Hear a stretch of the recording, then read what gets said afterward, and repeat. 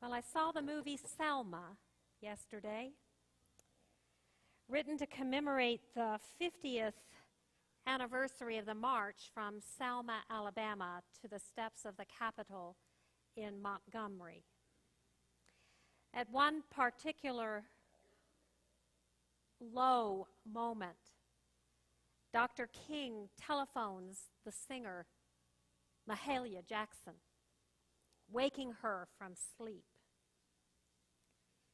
And he said, "I need to hear a word from the Lord." And she sings his favorite hymn, "Precious Lord, take my hand, lead me on, let me stand." But that's not what I heard. I have promised land in my ears. April 3rd, 1968. Dr. King is speaking at the Mason Temple in Memphis, Tennessee. He calls for nonviolent protests concerning the sanitation workers' strike in that city. "I just want to do God's will, and He's allowed me to go up to the mountain, and I've looked over, and I've seen the promised land. I may not get there with you, but I want you to know that as a people, we will get to the promised land." And then on April the 4th, Dr. King is assassinated. We need to hear a word from the Lord. Precious Lord, take my hand, lead me on to that land.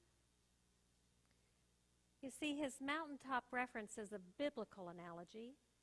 Moses leads the people from slavery through the wilderness in search of a promised land. And before they reach it, however, Moses is informed that he will not enter the land. He will only see it from the top of Mount Nebo. Awesome place. Yes. For Moses and the Hebrew people, for Dr. King and all advocates of civil rights, the promised land is an upside-down place of blessing. When Jesus teaches his mountaintop sermon, I think he should ask the entire crowd to hang upside down from their jungle gyms, because that is what he is doing. He is turning the known world upside down so that those who were fighting for breath on the bottom of the human heap suddenly find themselves closest to heaven. And those that think they are on the top of everything find themselves floating on their backs, looking up.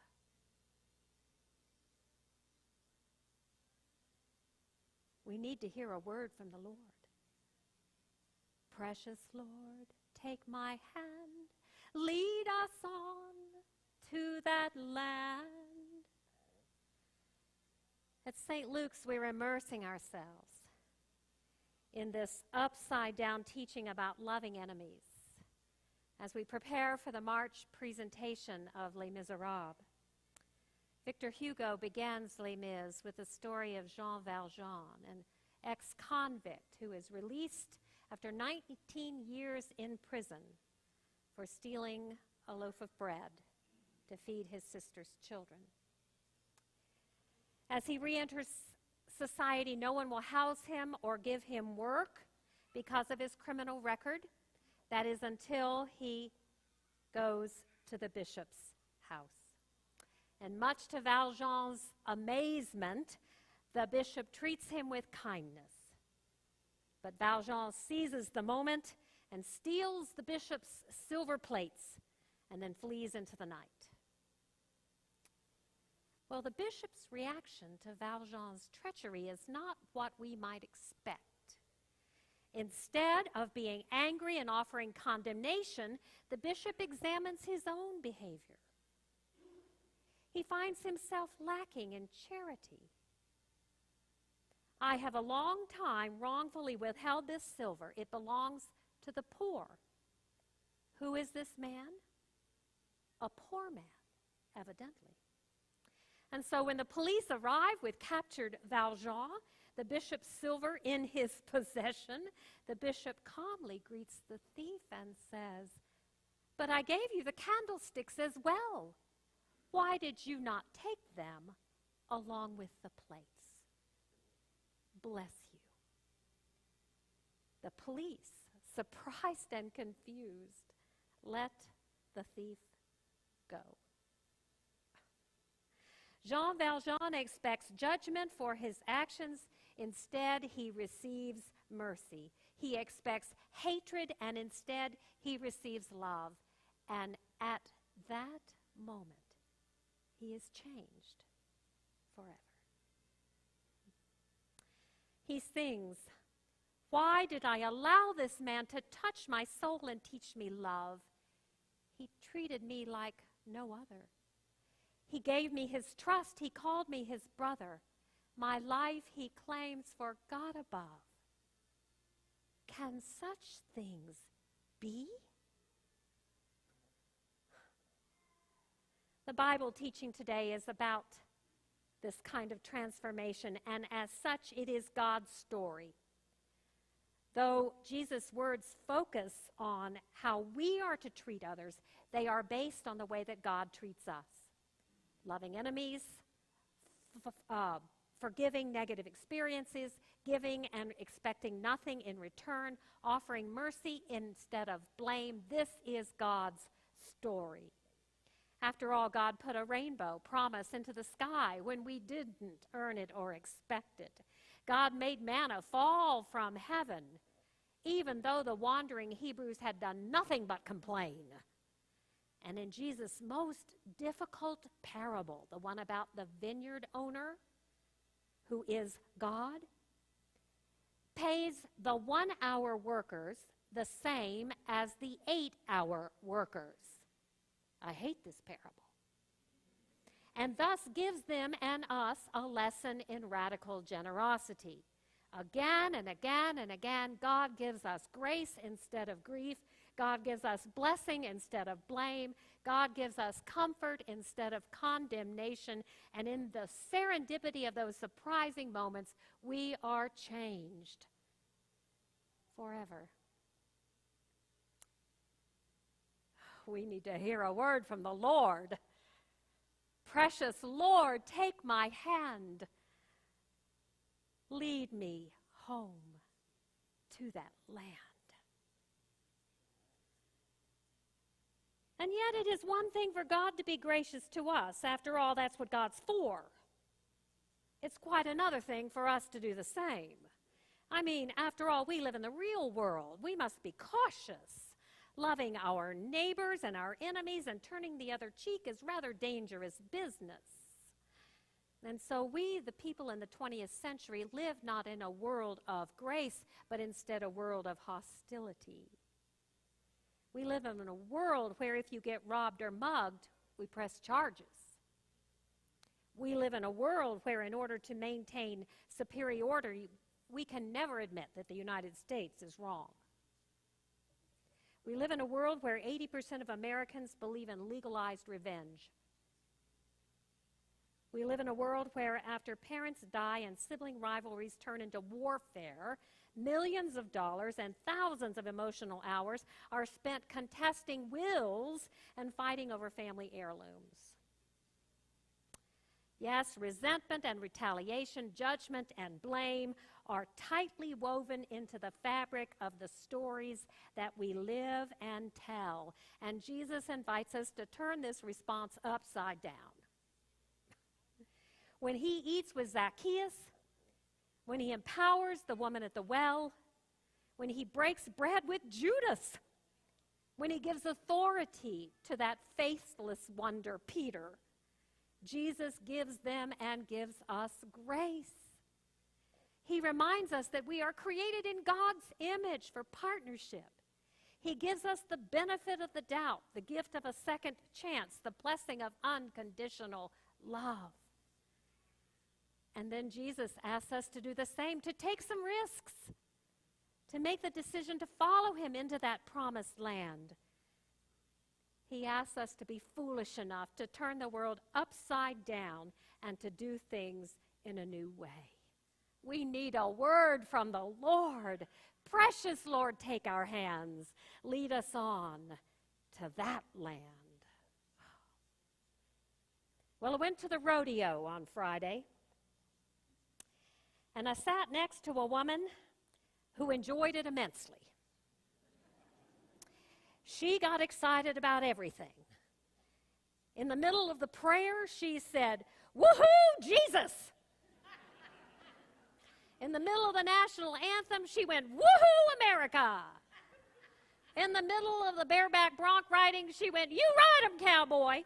And I am working hard to enjoy this rodeo. And at one point, the announcer talks about the cowboy ethic of loving creation and loving creatures and opening one's heart to what God is doing among us. And she says, "Sounds like Wild Bill to me." I said, "Okay, I know Wild Bill. I lived in Wyoming. Wild Bill Hickok of Cody, Wyoming." And he said, "No, not Wild Bill of Cody, Wyoming, Polish Wild Bill." I said, "Polish Wild Bill?" She said, "Don't you know that story about Polish Wild Bill from the Second World War?" I said, "Well, no." Well, his Polish name was too long, and so everybody in the concentration camp called him Wild Bill. And he had a handlebar mustache, like us in the West. He served for 6 years as an interpreter to the enemy, but he remained full of energy and a positive spirit and hopeful. To the other prisoners, he became a beacon of hope. He was urging them to forgive each other and to forgive their enemies. And this man's spirit was all the more amazing. You look up Polish Wild Bill, because of the horror that he himself experienced at the beginning of the war, watching his own family, his wife, his 2 daughters, his 3 sons killed before his eyes by Nazi soldiers in Warsaw. And when asked about his lack of bitterness, he said, "Well, I had to decide right then whether or not I would hate the soldiers who had done this. It was an easy decision, really. I was a lawyer, and in my practice, I had often seen how hate could change people and what it could do to people's minds and bodies. Hate had just killed the 6 people who mattered the most in the world to me. And I decided that I would spend the rest of my life, whether it be a few days or many years, loving every person I came in contact with." A new ethic. To love your enemies, to turn the other cheek, to forgive and love no matter what. That is what Jesus asks. Oh, precious Lord, take our hands. Lead us on to that land. On September the 16th, it was 2001, the Sunday after the terrorist attacks, people in my town gathered together for worship. People of all faiths. We set up a candle tree, and people offered prayers and lit candles.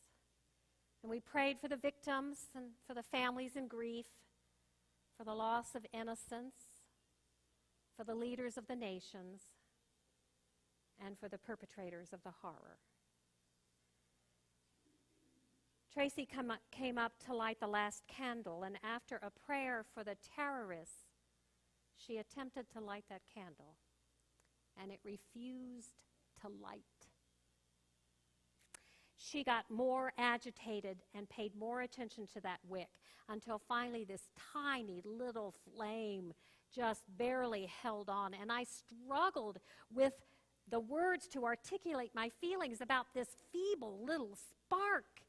Are we not to pray for our enemies? Why, oh Lord, should this candle be frustrated in an effort to give off light? We need a word from the Lord. Precious Lord, take our hands. Lead us onto that land. On many occasions, when I feel the deep urge to pray, I am frustrated in the effort. I echo Abraham Lincoln. I've been driven to my knees many times because there is nothing else to say and nowhere else to go. Paul, in his letter to the Romans, seems to understand this voicelessness of prayer.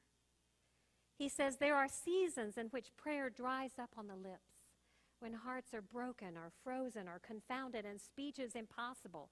And he wants us to see beneath the surface and behind the silence and into that void.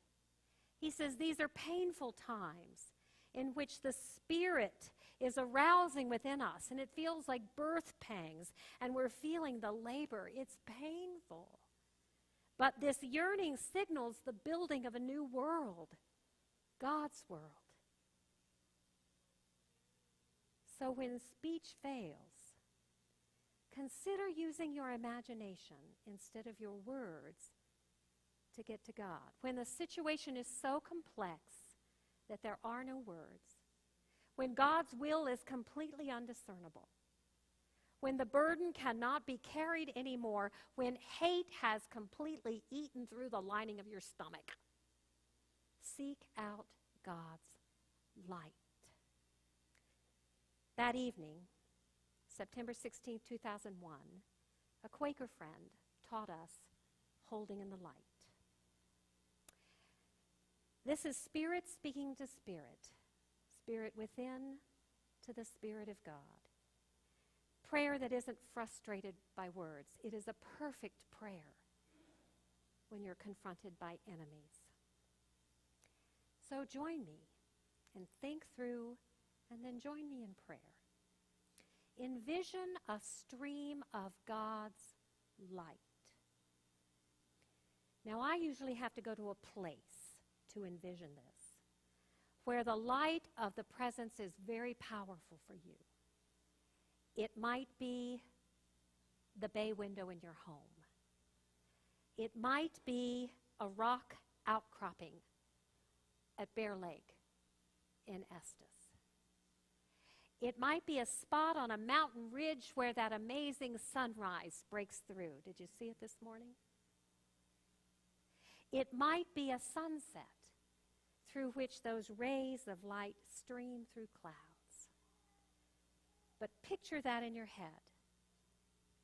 When I hold someone in the light, and I pray this prayer daily, when I hold someone in the light, I picture 4 o'clock p.m. on a summer afternoon in this sanctuary. And the sun is just right to come through that stained glass window. And it enlivens the altar with beautiful colors and streams of light. And so when I hold in the light, I picture myself standing here and letting that light just flood through my hands. Wherever that light is found, let that glory just fill you up. Just fill you up. And then you place in your hands the person or the event or the situation that you wish to bring before the throne of grace. And then lift your hands up into that light. Visualize God's light just bathing your hands, penetrating defenses, dissolving pain, cleansing wounds, and see a state of wholeness through the eyes of God's love. Ask for that this beauty might be fully realized in God's time, and thank God for whatever gift of healing has been given. And then release the situation to the light until it's time to pray again. No words, just light. The practice of holding in the light will change you, and it will change the person, situation, or event, restoring, cleansing, seeing in a new way. You're not trying to manufacture any results. You are envisioning with God what a new world looks like. Dr. King, will you pray for us?